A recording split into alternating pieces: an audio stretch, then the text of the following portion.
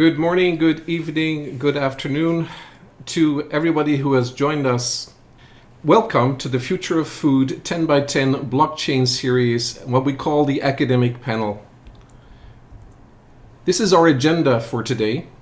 I'll do brief introductions, and after that the panelists will have 3 minutes to discuss what they heard on the key challenges in the food chain from the 10 videos that they reviewed. After that, we'll have a Q&A session for 5 minutes. If you have questions, please place them in the Q&A box. Panelists will then have 3 minutes to discuss the opportunities to apply blockchain in the food chain. After that, we'll go into a session of Q&A. And then we'll close with an open session where I'll talk to the 4 academics on the research gaps and what's next. So what research is still open? Then we'll go into a final series of Q&A if we have enough time, and we'll do some closing comments. I want to thank our sponsor, Swiss Decode. Swiss Decode is based in Switzerland, and they have a fantastic DNA-based real-time solution for the food industry, which includes food safety, authentication, and several other fantastic services that they provide to the food industry today. Here are our 4 panelists for today. Now we're still waiting for Liam Fassen to join us. He may have some technical difficulties, but we have Professor Horst Trebelmeier from Model University in Vienna. Also, we have Wayne Martindale, and Wayne is an assistant professor at University of Lincoln. And Dr. Trevor Clohessy from my hometown in Galway, Ireland, and he's at the Galway Mayo Institute of Technology. So we're still hoping that Liam can join us on the session, but we will continue in the meantime. Now, a highly referenced document, our paper, research paper on blockchain, is this one here on the top left-hand side from Professor Trebelmeier, The Impact of the Blockchain on the Supply Chain, a Theory-Based Research Framework and a Call to Action. This is one of the most highly referenced or cited publications out there. At the bottom, this is a paper that we've jointly done together, which is leveraging the Internet of Things on blockchain in the supply chain. And this is another highly cited paper. And on the right-hand side, I was delighted to collaborate with Professor Martindale on writing this online article. Dr. Clohessy is based in, as I mentioned, in Galway in Ireland, my hometown, but also has an incredible book that I bought about 6 months ago on blockchain and looking at it from a business perspective. And for those of you who are teaching, whether you want to teach internally within an organization or teaching in university or college, this book comes to you with the slides, learning objectives for each of the chapters. So very, very useful book to have. I also want to thank the 10 companies who took part in the blockchain series. Maxine Roper, the CEO of Connected Foods. Eric Aroxalassis, the CEO of T-Foods. And we have Branimir Rakic, the Chief Technology Officer from Origin Trail in Slovenia. Genevieve Lavielle from AgriLedger, Malini Srinivasan from Flinder, which is based in the US, Marco Crotta from Crodvance in Italy, Fiona Delaney from Origin Chain Networks, who's based in Ireland and recently won 2 awards, and Marieke de Ruyter de Wild from the Netherlands from the New Fork, Sundar Padmanabhan from Ripe.io in the US, and we have Lucia Gallardo from Emerge. So I want to thank all 10 companies for sharing their expertise, sharing their knowledge and their wisdom with us during the session. And finally, we go back to contingencies. So should the webinar be subject to a malicious attack today, we will stop the webinar immediately. We will record offline and publish to the attendees. Should the organizer drop, that's me, Trevor Clohessy will take over and moderate the panel until I can log back in again. And should a panelist drop, we will continue. So with that, back to our agenda. I will take this off the screen right now, and then I'll start with my first question. We will go alphabetically by first name, starting with Horst Trebelmar, then we'll go to Trevor, and then to Wayne. So let me just take this off the screen. Stop share. And here we go. Professor Horst, if I can start with you. Yeah, John, first of all, let me thank you for having me today. The food supply chain is a topic that affects all of us in one way or the other. And many people work in this industry, and others, just like me, do some research about it. But at the end of the day, we are all consumers and should be interested in what we eat and drink. And besides my background as an academic, I've been active in the European technology platform ALICE, which stands for Alliance for Logistics Innovation through Collaboration Europe. And ALICE has the goal to develop a comprehensive strategy for research, innovation, market deployment of logistics and supply chain management. And during my work in this group, I realized how important it is to get a comprehensive view at a specific problem from multiple angles. And this is why your video series is so amazing, since it provides insights from industry professionals from a lot of different perspectives. So 3 minutes are not nearly enough to summarize all the great ideas I've heard in these videos regarding key challenges and how blockchain can help, but I would like to give it a try here. One important angle is the consumer perspective. And a great deal of consumers simultaneously demand variety, low cost, and constant availability of products, which makes food supply networks increasingly complicated to manage. And in this respect, globalization turns out to be an opportunity and challenge at the same time. And many of the experts in the interviews also refer to the specific situation we are currently in with the pandemic and all the disruptions caused by social, environmental, and technological factors in general. And in order to be able to cope with these challenges, data and information are key. And several of the interviews in your series have stressed the necessity to put data to use and to facilitate interoperability of data exchange between companies and to the need to rethink systems as a whole. And it seems that in this respect, the food industry is still lagging a little behind. And furthermore, compliance often seems to be a bigger issue than the quality of products. And I agree with some of the experts who indicated that it might be better to rethink and redesign processes all along the supply chain, let's say when implementing blockchain, than just assessing the final product. And in this regard, there's a considerable potential to increase effectiveness and efficiency in the food supply chain as a total. And finally, one key challenge that came up quite a bit is food fraud. This is also a topic that frequently makes it into the media and can create a lot of damage for a company's reputation. And all in all, there is a lot that needs to be done. And I strongly believe that technology can help to solve many of the challenges that were mentioned in the interviews.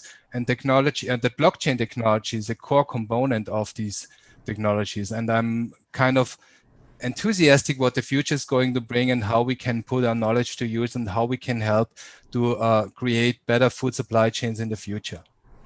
Wonderful. Thank you so much for that, Professor Horst Trebelmeier. Trevor, let me go to you next. You're on mute still, so if you can come off mute, Trevor. In 3 minutes, what is your summary of what you heard on the key challenges in the food chain? Thanks. Thank you, John. And first of all, I'd like to say what an interesting series. The 10 minutes really serves it up to really hit to the home points of the challenges and that's in the current food industry and really true what blockchain can do. And it's from the perspective of really 10 renowned speakers. So I'd like to thank you for creating that series and also for inviting me here. And I suppose I'm coming live to you from Galway, your hometown, John. And we are known for our food here. So I'm kind of going to tackle this from the perspective of the customer, along the supply chain. And when I go into a shop now, I see an increase, in the food products that are available to the customer. There's a wide variety, organic and inorganic and so on. And I think a big thing that came across from the videos was the idea of, the idea of food sovereignty. Where is our food coming from? And I think it was Maxine came up with the stat that, she referred to that 75% of customers would change their favorite food product for that transparency. And I think that's a valid point. I myself, just looking at the ingredients of a lot of foods, there's a lot of ingredients out there. And just the idea that, being comfortable be mapping that journey out of where every ingredient is from. Because I know, I think it was Mark who alluded to the concept of food fraud along the supply chain. So that's the customer point of view. And there's also issues, a lot of the speakers noted with regards to the pandemic. It's really showed shortcomings along the supply chain in terms of resiliency and fragility. And we need supply chains that are anti-fragile.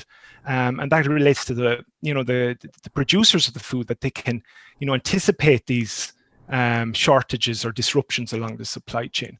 But there's also other issues and that were alluded to in the supply chain, and just the inefficiency. It can be largely paper driven, and there's other issues which are coming around the corner in terms of environmental issues, climate change. How is this going to impact us in the future? And I'm a big believer and a big interest in the idea of interoperable supply chains. There's no point having a great supply chain with all these thousands of actors if it cannot talk to another supply chain. And there's also other issues that were brought up and challenges in terms of SDGs, GMOs, and the idea of certification. The idea that you can certify these foods, labels, and so on. So there's quite a range of issues there, and there was other issues in terms of food loss and food waste, which I wouldn't have even been, familiar with. So there's quite a lot of challenges there, and I'll probably end on this. Because there's a lot of challenges, it presents opportunities for technologies and specifically blockchain. Wonderful. Thank you so much for that summary, Trevor. Wayne, if I go to you, what is your summary of what you heard from the key challenges across all 10 of the videos? Okay, well, hello everyone. First of all, it's a really fantastic honor to be doing this, and thank you, John. Thank you, the 10 speakers.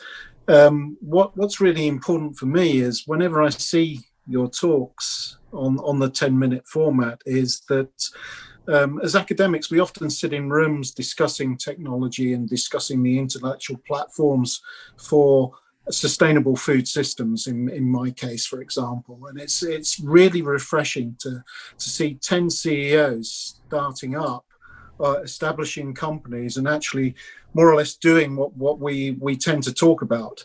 And I just find that so refreshing.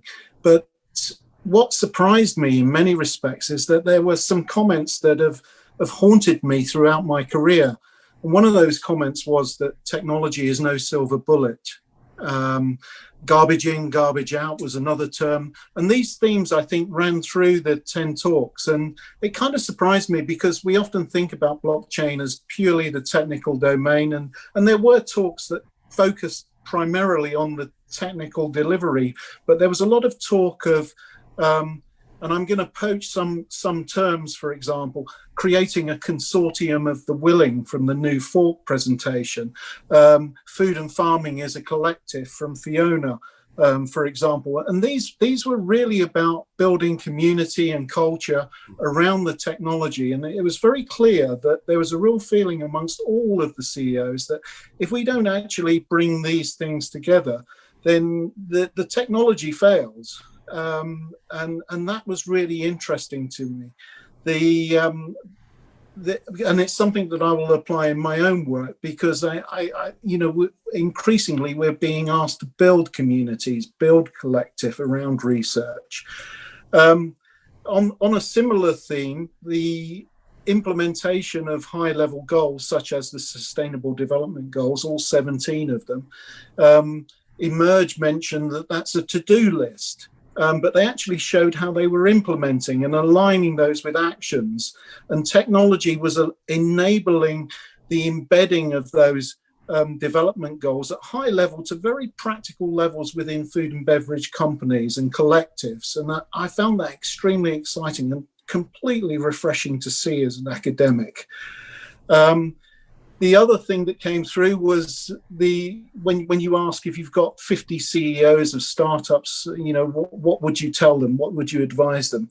And a key thing that seemed to came through in all the talks was listen and take on board.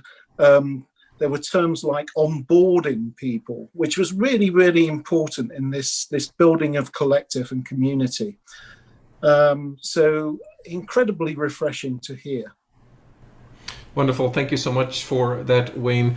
So let me just remind the attendees today. We have over 112 people attending this morning. So we will not be monitoring the chat. We will only be monitoring the Q&A.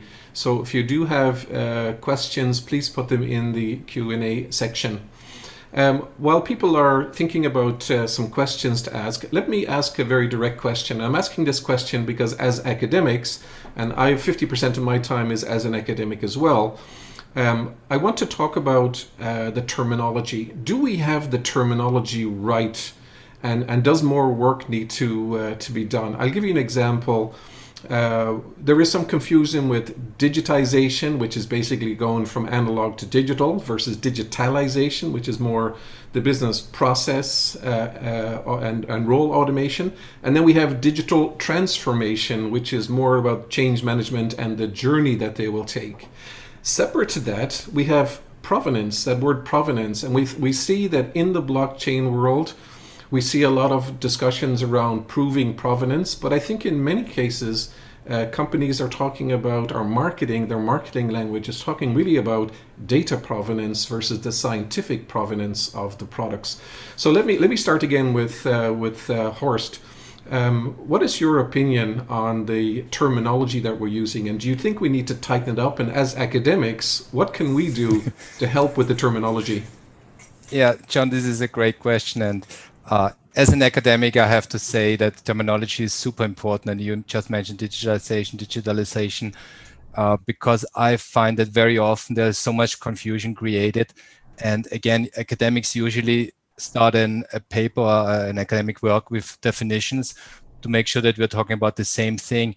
And I'm currently working on a paper in which I talk about cryptocurrencies and money and all these definitions that go around with. But a good starting point would be blockchain itself, because there are so many different types of blockchain, you know, ranging from private and permissionless to private and permission to public permissionless, and so many variations in between, that we should clarify what kind of system we're describing and what might be useful for companies.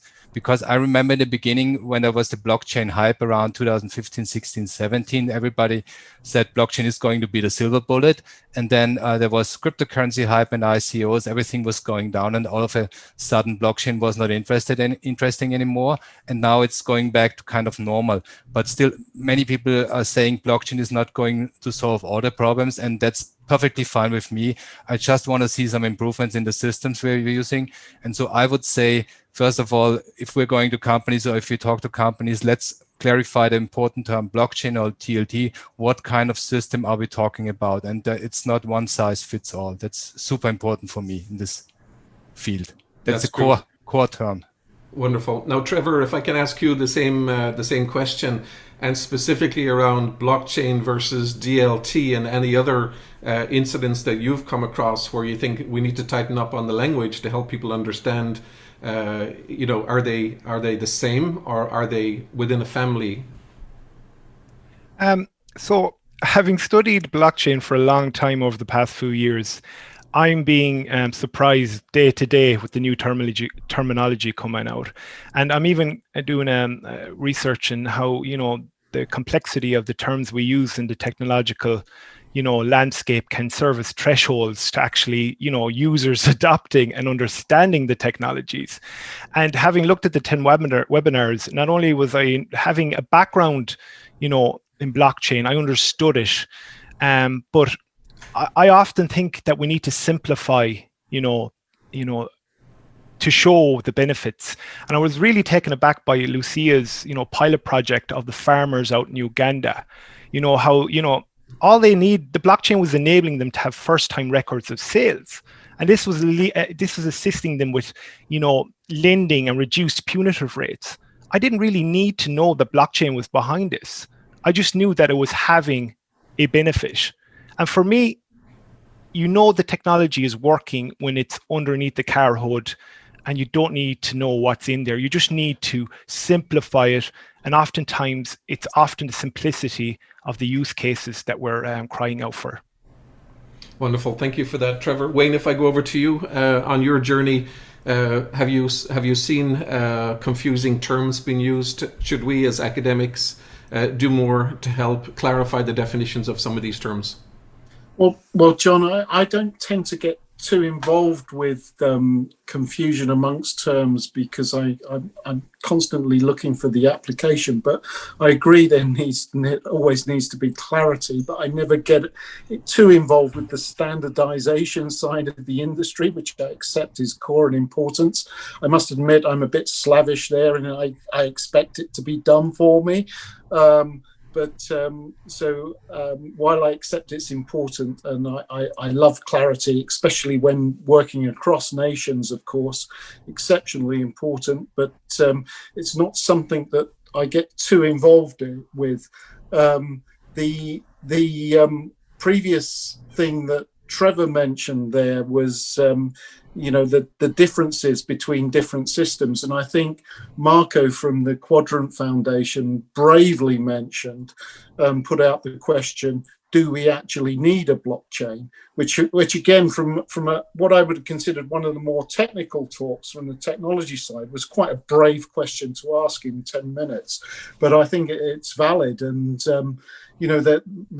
I think it goes back to some of the advice that the CEO said, listen to your customers, get them on board, create collective, and also from the other side, that the clients and customers that are going to apply these technologies really do, I think one of the terms was dig into it and really understand it, make sure they understand what they want. And I think with respect to that, clarity and terminology and the actual words being used is incredibly important, and it would sort out a lot of the mess that we potentially have to deal with.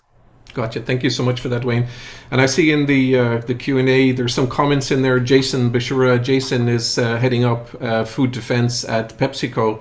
And he was very happy to see Trevor mention anti-fragility, which is a key topic for him personally. Grania talks about comment you made, Wayne, the tech companies and blockchain are often ecosystems and community builders. So she thought that was great. Marieke de Ruiter de Wild, we're preparing a blog on the topic of supply chain communities. Gopinath asks how to tackle food fraud by using blockchain. Would blockchain help to identify or eliminate food fraud? Now, I could address that as well, but let me ask if any of you want to take that question on. No takers. So I will take that on for Gopinath. We have in the supply chain, blockchain will help with the digital chain of custody. There's a lot of areas where blockchain can help.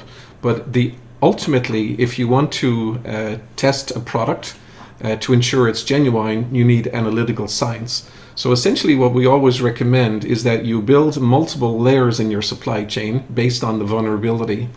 And the vulnerability is significant if you have global supply chains.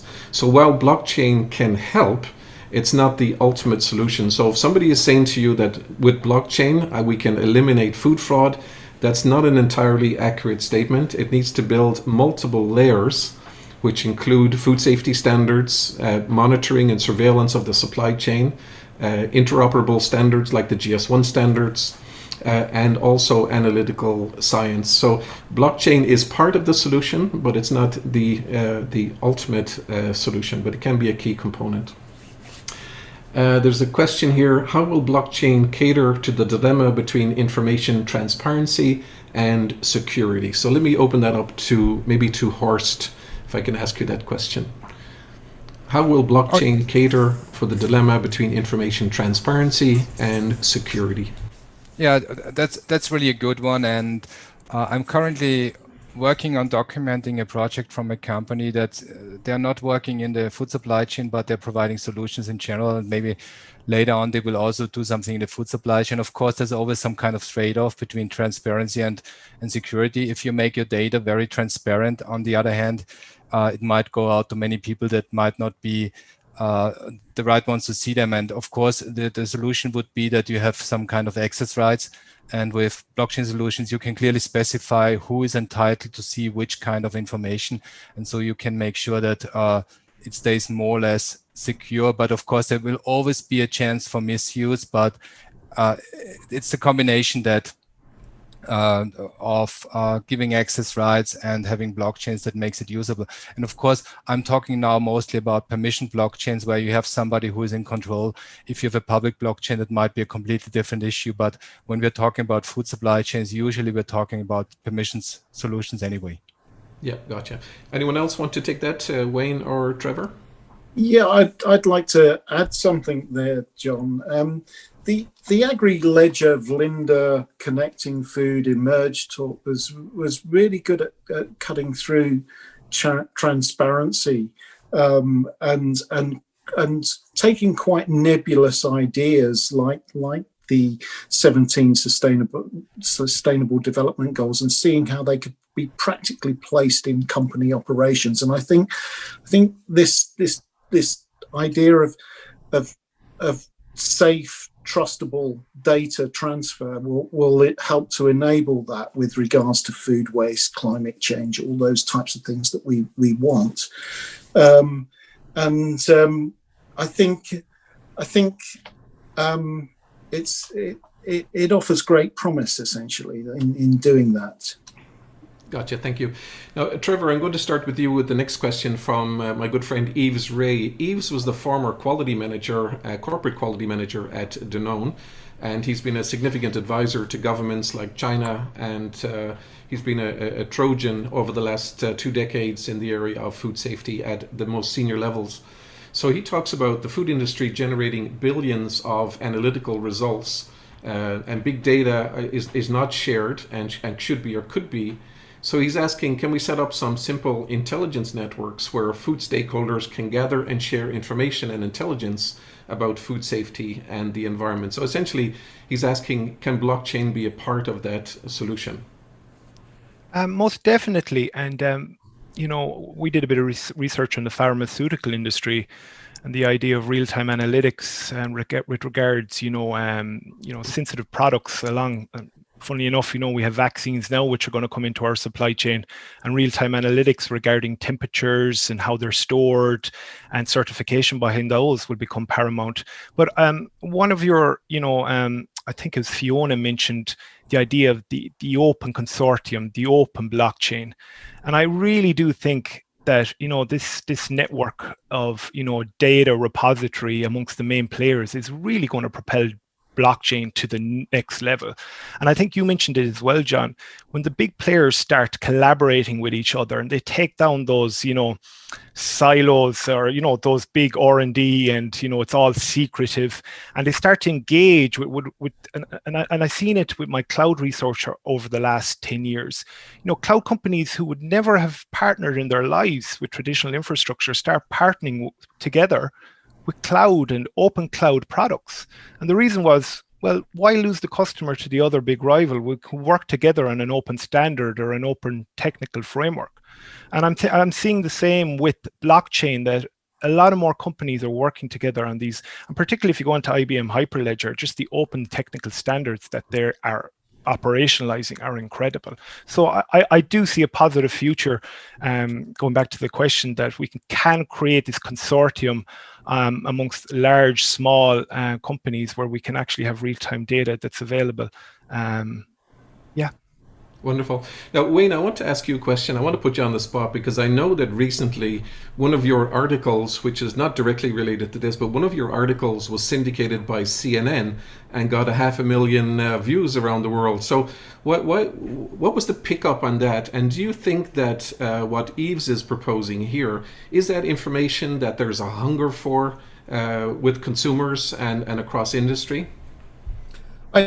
I think there is, and that suddenly came through in the Ripe.io talk. I always love listening to Ripe.io because they've got these wonderful examples of working with restaurants, assured supply chains, and showing how data goes through those supply chains. And while I accept that, the West Coast of the United States may be a very distinct consumer market, it shows there's a real hunger for information. And I think we're seeing that evolve in our retail and food service systems in Europe, And I go back to this idea that we have very nebulous ideas and we have notions of what is sustainable, and creating the metrics and the algorithms that will measure a sustainable meal, making that directly transferable to consumers, is incentivization for that data and making it useful. And incentivization was mentioned a couple of times in these talks. And the other thing that really interested me in this talk is this idea of instantaneous data.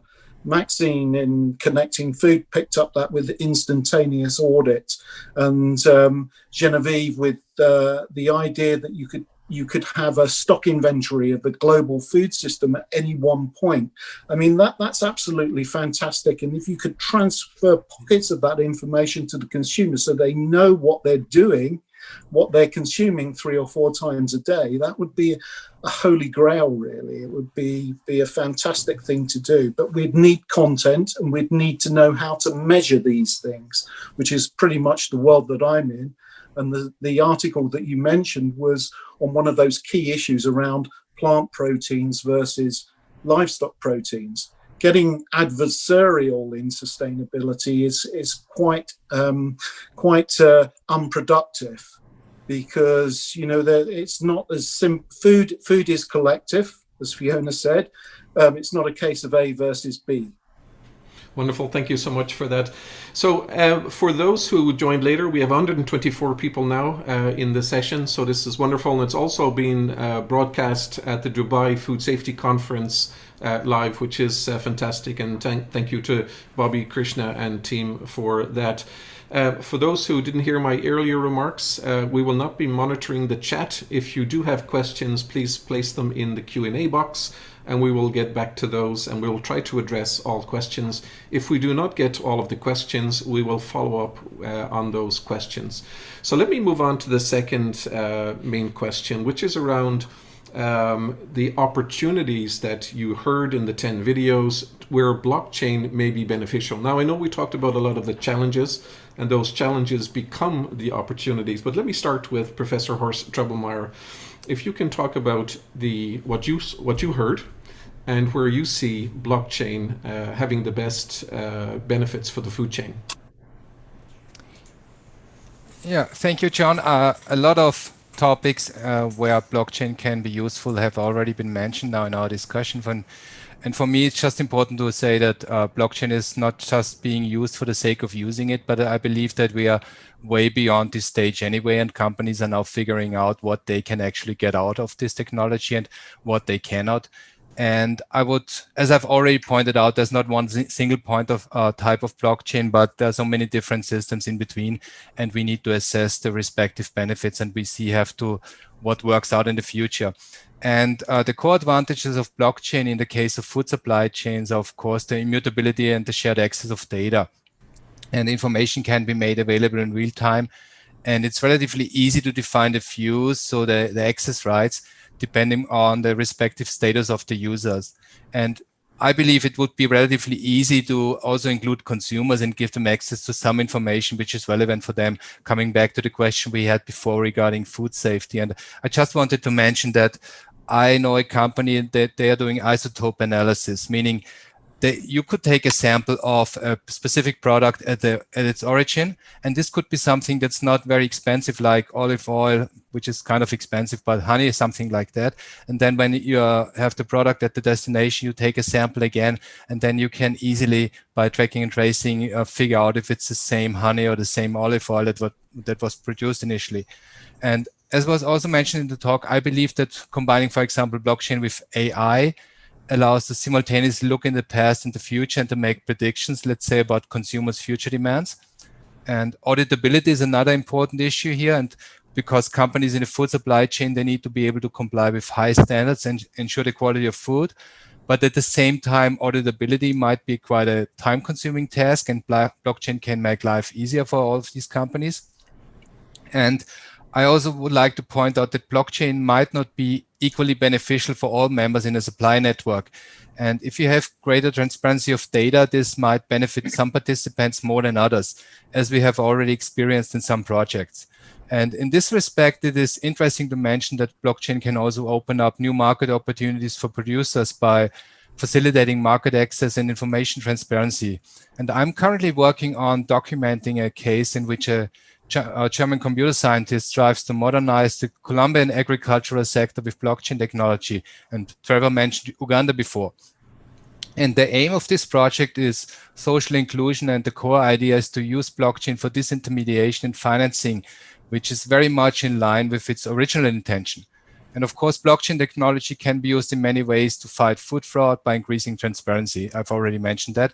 And this might help to improve the quality of food and, of course, compliance. And finally, as was already mentioned before by Wayne, I have to say that blockchain is no silver bullet for all problems in the industry, but I believe it's one more technology in the toolbox which can support companies if it's used properly. That's my firm belief. Wonderful. Thank you so much, Horst. Trevor, if I go to you, again, the key opportunities where you see blockchain being used, and you also did some research across Ireland on the implementability of blockchain. So if you can address those points, what you saw, what you heard, and what you've done in your own research as well. Yeah, man, thanks a million, John.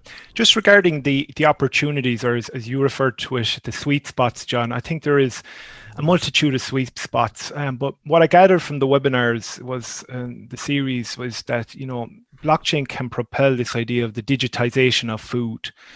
But I think core to this is that blockchain will form a part of the technology stack. And I think sometimes we can focus too much on what blockchain can do.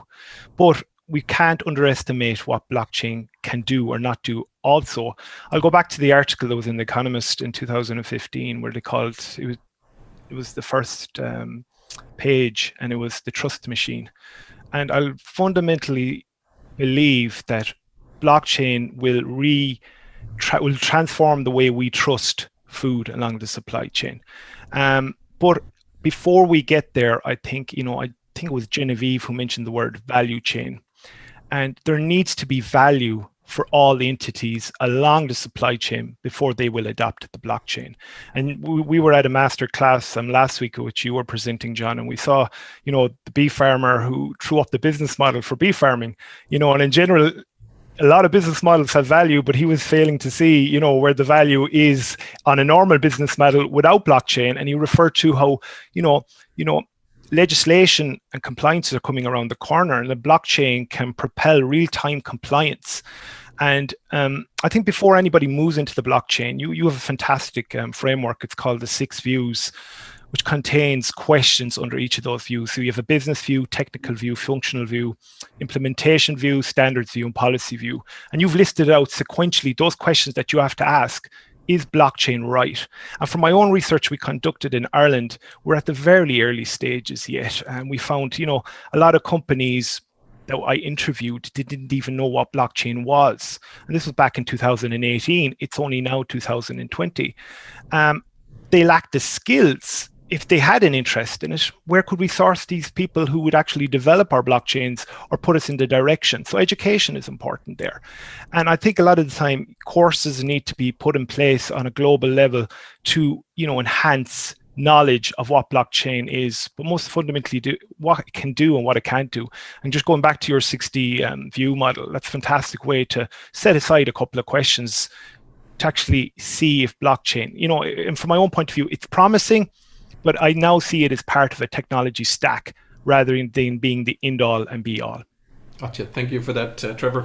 Wayne, I'll go on to you. What are you seeing and hearing from the 10 videos about the opportunities, and what stood out for you? I think one of the huge opportunities is trading in quality as well as quantity. Something I heard around about 12 years ago now, and it was pointed out to me that all trade flows are typically measured in mass and US dollar worth. If you look at FAO data, that's how things are done. And what this technology offers us is the ability to build in quality. and that was mentioned a number of times.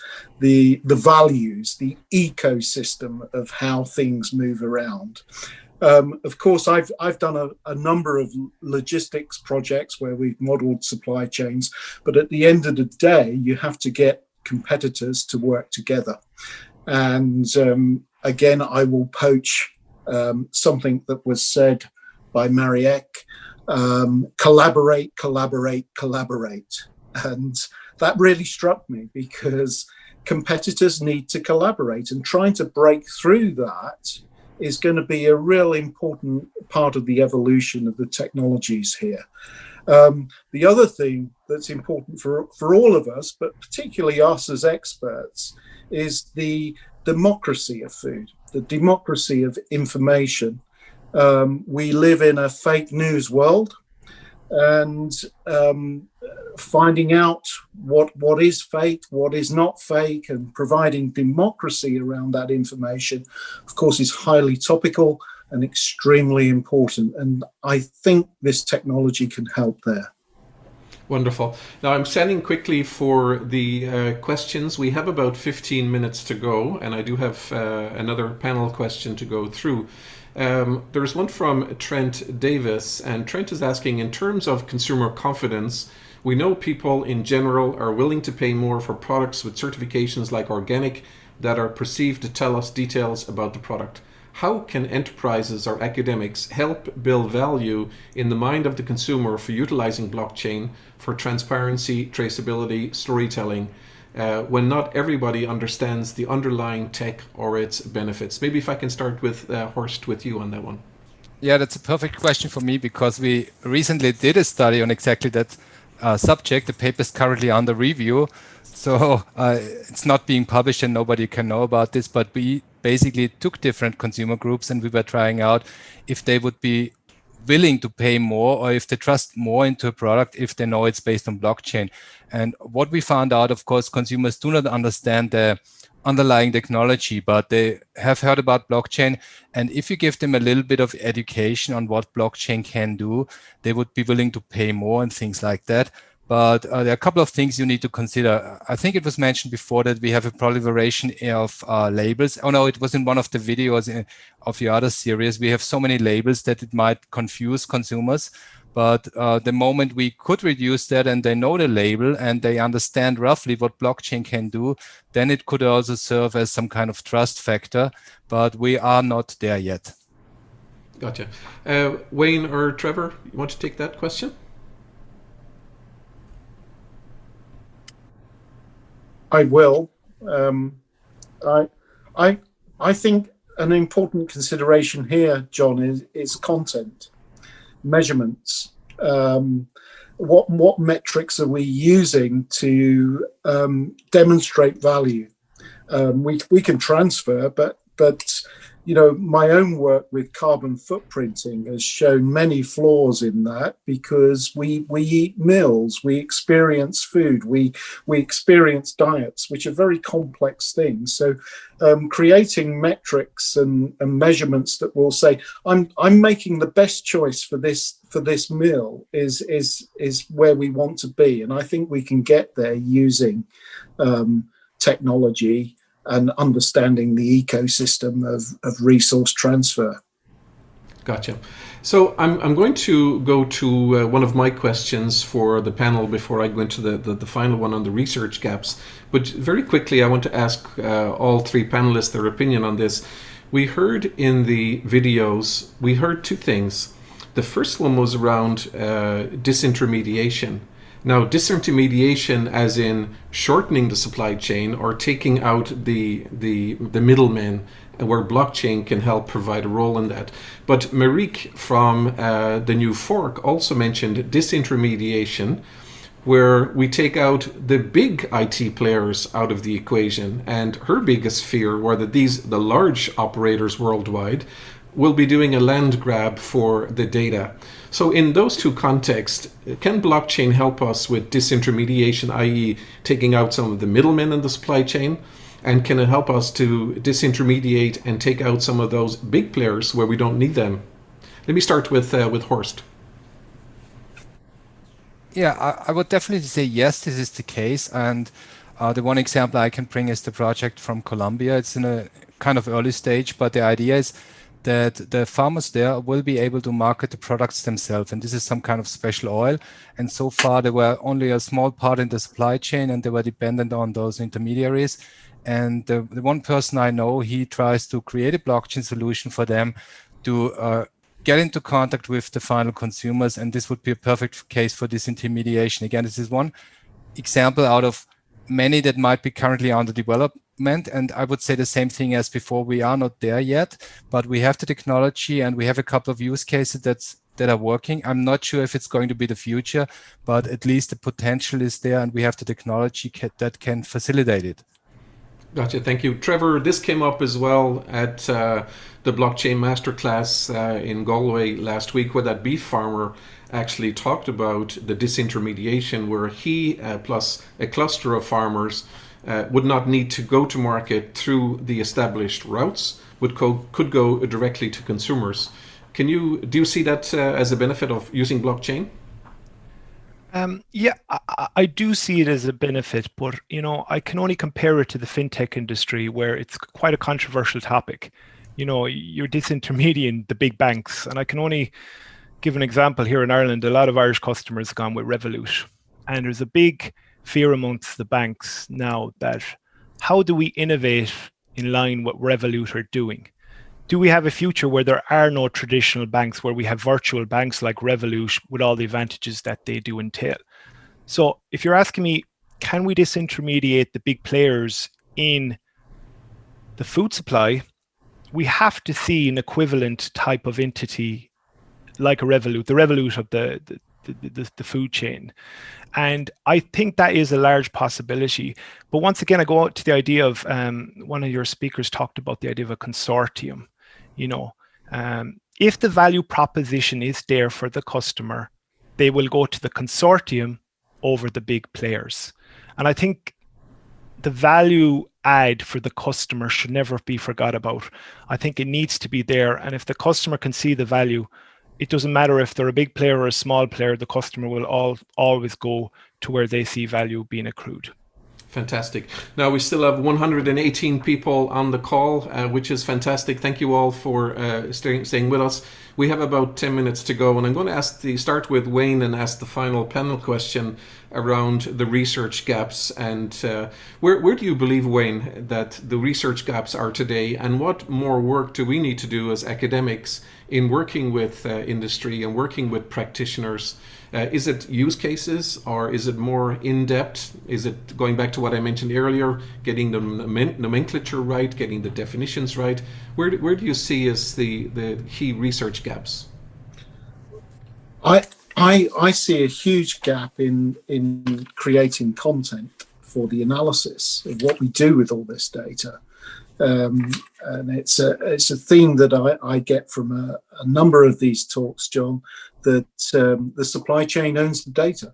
90% of the data. Trace Gaines told me this in talk, I don't know, a couple of years ago from you, but 90% of the data in the supply chain is owned by the suppliers. So I find this genuinely very exciting, that it can be disrupted, and the idea of reporting annual financial targets, annual statistics, is that dead?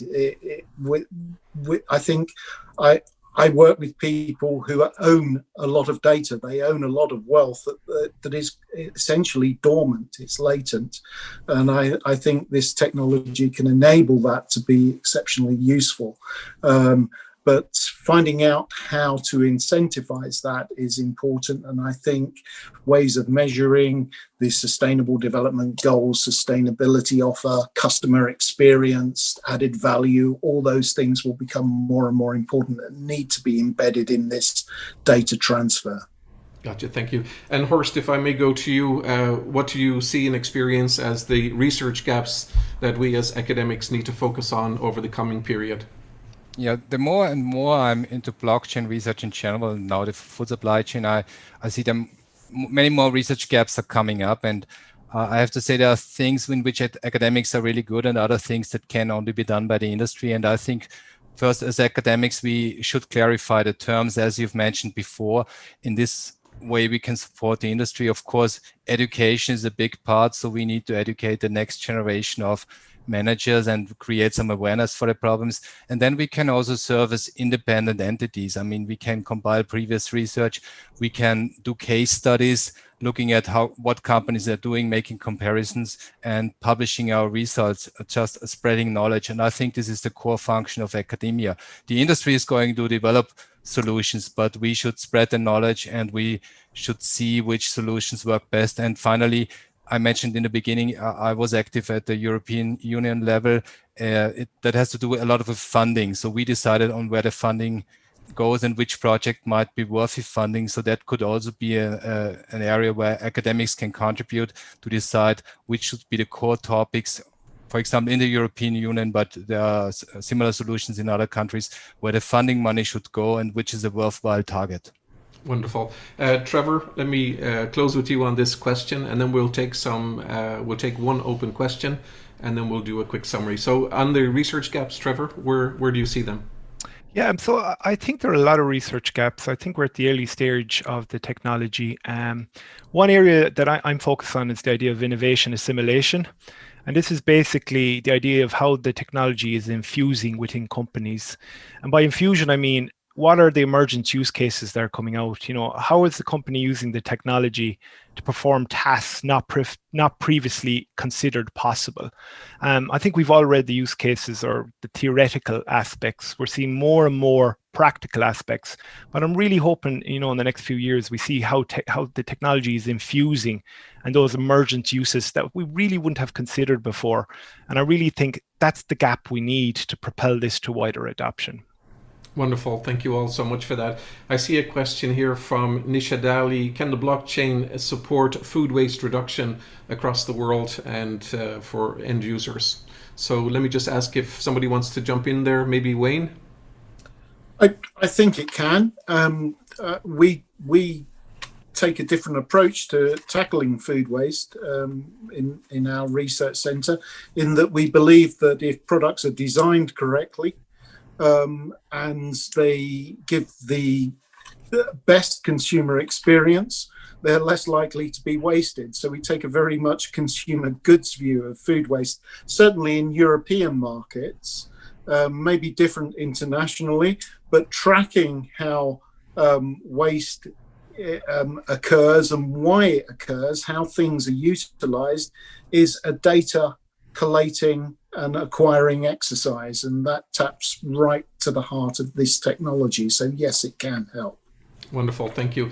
We'll go to our final question. I do apologize to everyone if your question was not addressed. We will try to address those questions in a follow-up document to everybody. We have a question from Alan Kartner. And should companies looking to move toward blockchain utilization seek to work with blockchain providers, or seek to develop an in-house solution which can then work with other information chains in an agnostic fashion? Which is the best approach? So let me start with Trevor on that, based on your experience in Ireland and your review. Yeah, so I think we're at the really early stages where before we're getting to bespoke proprietary, you know, blockchain products and services. I think, you know, there's a lot of platforms out there at the moment that you can develop, you know, smart contracts and pilot projects such as IBM Hyperledger, Microsoft Azure. I'm a big fan of Corda. You know, Ripe.io have developed their open platforms on Corda. I think if you are looking into developing a blockchain, you know, product or service, look at the open ones like Hyperledger and Corda to see the use cases that are already there. And the great thing about these platforms is there's a lot of educational materials to get you started from basic premise of what a blockchain is right over to the more sophisticated and technological forms. So I think we're at the early stages yet, but I think the providers are doing their utmost to provide the customers with knowledge and information to get them onboarded onto their platforms. Wonderful. So I'm going to do a quick round robin to each of the three panelists today from an academic perspective in 1 minute each, starting with Professor Horst Trebelmeier. What is your closing guidance for people on the phone that are either from government, they're from agencies, they're practitioners, they're academics? What's your guidance to them in looking at this blockchain journey? Yeah, I just want to make a follow-up to what Trevor just said, and the question is whether companies should adopt blockchain. As usual, I would start with the problem, and then as soon as you have an idea of what your main problem is, then you can look for a solution and not the other way around. From a government perspective, it would be good if there would be regulation and legislation in place that would be supportive. And yeah, from a consumer's perspective or from an end user perspective, then we as academics need to educate the general population. So there is a big understanding of what the technology can do and what it cannot do. So those would be the three groups that we are trying to address here. Wonderful, thank you. And to Wayne Martindale, your final 1 minute of wisdom. I think it's absolutely critical to really understand consumer experience. I'll take the meat versus non-meat debate. We got tied up in how many rashers of bacon is safe to eat, and the whole debate about sustainable eating and consumer experience got lost in that detail, and it became very unproductive. So, to quote one of the speakers, I think for me it's collaborate, collaborate, collaborate. Wonderful. Trevor, to you to close out the panel comments. Yeah, for me, and it's always been with technologies, is education is key. I just see in the Q&A there, Heather mentioned that also about the idea of education. But I often feel there's instances where we're pushed towards something. So for the example, we're pushed towards remote working or delivering this on, online remote conferencing because of the pandemic. I do think because of the resiliency or inability of the supply chains that we've experienced to be, unresilient or fragile, that it will prepare a blockchain into the next level, like Zoom has been propelled and so on. But I think education is key, and I even just looking at the 10 by 10 series has educated me in the world of food and the applications of blockchain. So long may it continue, but I think education is key, John. Wonderful, thank you so much. And to everyone that logged in, and to the 110 that are still following us, thank you all so much for joining us and staying with us this morning. We will share a copy of the video with everybody. I do want to thank our sponsors, Swiss Decode. I want to thank our panelists, Professor Horst Trebelmeyer, Professor Wayne Martindale, and Dr. Trevor Clohessy for your insightful engagement today. And I want to thank all 10 of the blockchain companies who participated in the series. We could go on for many, many more hours discussing this, but I was trained in Toastmasters many years ago to start on time and to finish on time. So thank you all for your engagement, and have a great rest of the day or rest of the evening. Thank you.